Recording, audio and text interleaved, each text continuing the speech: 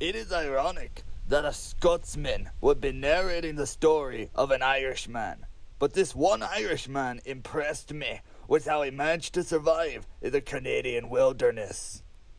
My name is Vince McIntyre. I'm 67 years old. I was born in the west of Ireland. I'm a farmer and I do woodworking, various, a jack of all trades, you might as well call me, yeah. How Vince got to this point was surprising. I lived here since 1979. I found this place by accident and decided to camp here with my girlfriend in 1979. She was a mountaineer, and we made our temporary camp here, and here 30 years later we're still here. But once he felt he was at home, he became passionate about preserving the old ways of farming.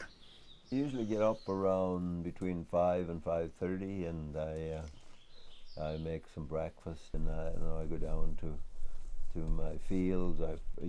First of all, in the winter time, I go and feed my cattle and my horses, and then I'll start my day working, plowing or cultivating or weeding, or finding my crew and getting them together to go out on the field. The way I live isn't ideal. It has its drawbacks. So I make the best of what I do have, and I enjoy. My experience going out there every day in the winter, it's a good experience. I get to see the flats and the beauty of the natural world and the river flowing and the changes in the weather and the birds coming in the spring, and I see my cattle out there, and it's like going to visit them. It's almost better than living with them. Nowadays, Vince passes down his traditions of taking care of the land to those who are eager and willing to learn. I want people to come and work for me that aspire to do it themselves, that want to learn. And that works well. And it's not that they don't get rewarded. I just don't like that kind of relationship, because it brings you back to the union and the